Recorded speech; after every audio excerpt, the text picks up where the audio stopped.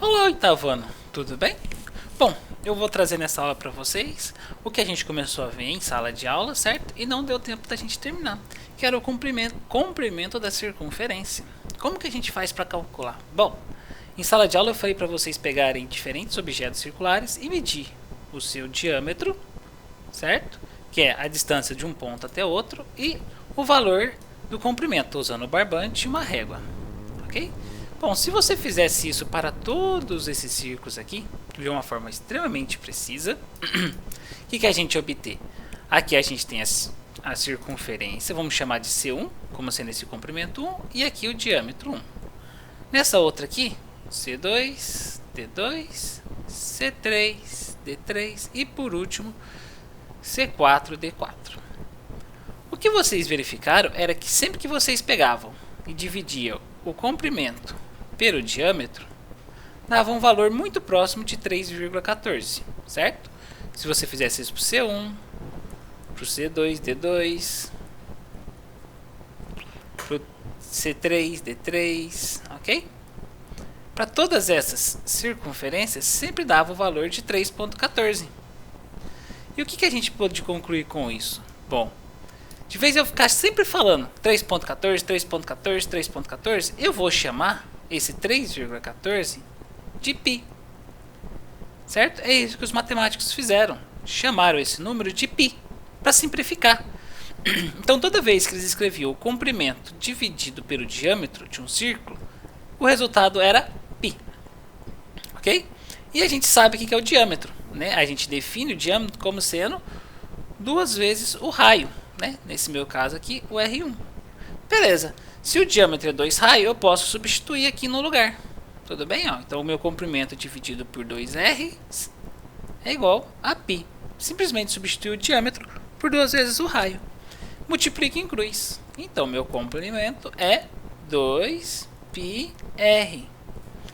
Certo? Essa é a formulinha tão conhecida do comprimento de uma circunferência, certo? Que calcula o valor dela. A gente precisa apenas conhecer o valor do raio. Sabendo o raio, a gente multiplica por 2, multiplica por π, e que a gente tem o comprimento. Ou o contrário, né? Se for dado o comprimento, né? E a gente quiser descobrir o raio, é só passar o 2π dividindo. E a gente já sabe qual que é o valor de π. O que é esse π? É um número. É um número que sempre se repete na natureza. É um capricho da natureza, esse 3.14, certo? Sempre vai acontecer para qualquer circunferência que vocês peguem. Claro, quando vocês fizeram essa medição em casa, vocês não obteram exatamente 3.14, mas vão obter números próximos, né? 3, 3.3, 3.2, ok? E isso tudo é de acordo com a precisão da medida de vocês, tudo bem? Então, essa é a primeira formulinha que infelizmente tem que se decorar, né? Mas depois de tanto fazer exercícios, ela acaba ficando de forma automática na nossa cabeça, beleza? A próxima informação com relação ao círculo é a área do círculo. Agora a gente vai tentar deduzir uma formulinha para calcular a área. E a gente vai usar esses nossos conhecimentos aqui. Bom, se eu pegar um círculo e dividir ele em 4 triângulos, né? Não está exatamente um triângulo aqui, né? 4 seções de áreas, é só eu somar a área de cada um. E se eu fizer a seguinte manipulação, eu fechar um triângulo aqui, em todos eles, né? Neste outro, aqui e aqui. Bom, beleza. A área do triângulo eu sei como calcular, né? Então eu vou colocar aqui a área do triângulo T é igual a base vezes a altura dividido por 2. Certo? Isso aqui é uma informação que a gente já sabe. Bom, só que se eu fizer isso, toda essa região em preto aqui está sendo desconsiderada, né? Então eu já não vou chegar numa precisão da área do círculo, eu estou perdendo essa regiãozinha. Mas e se eu dividir em mais triângulos? Beleza, ó, nesse caso aqui eu já estou perdendo uma região bem menor. Só que ela vai se somar várias vezes. E eu divido em triângulos cada vez menores. Ó. Então cada vez mais minimizando a área que eu perco. Certo? Vai chegar um momento, né, que eu vou ter uma circunferência assim. Né, vamos colocar essa circunferência bem grande. Aqui vai estar o centro dela. E eu vou fazer um triângulo mas tão próximo um do outro, que vai acontecer o quê? Os dois lados vão coincidir aqui. com o meu triângulo. E eu vou ter perda praticamente zero. Nesse caso, né, a altura do meu triângulo é igual ao raio do meu círculo. Né? Porque basicamente os dois lados do meu triângulo são os mesmos. Então o meu raio é igual à altura. Beleza. Então eu já sei como calcular a área desse triângulo aqui. Só que olha uma coisa que interessante. Né?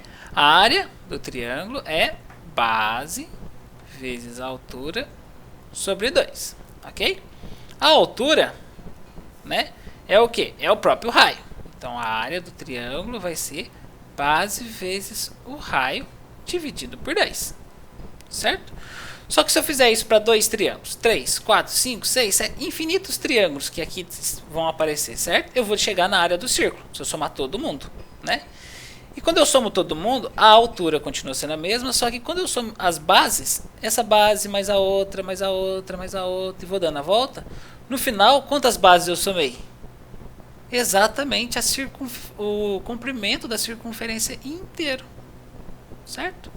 Então, ó, a área do círculo, né, a base aqui, ó, é a base de todos os triângulos, a soma de todos eles, que vai ser o comprimento, que a gente já aprendeu como calcular.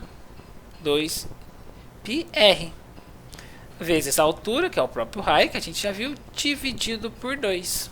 Né? Esse 2 vai embora com esse 2. Então, minha área do círculo fica sendo πr vezes r ao quadrado. Essa aqui é a formulinha para calcular a área do círculo, né? A famosa πr ao quadrado. Vem daqui. Durante a aula a gente vai ver outros métodos, certo? Aqui eu trouxe uma ideia, mas durante a aula a gente vai ver uma outra maneira também de se obter. Beleza, pessoal? Espero que não tenha ficado dúvida. Qualquer coisa estou à disposição e bons estudos!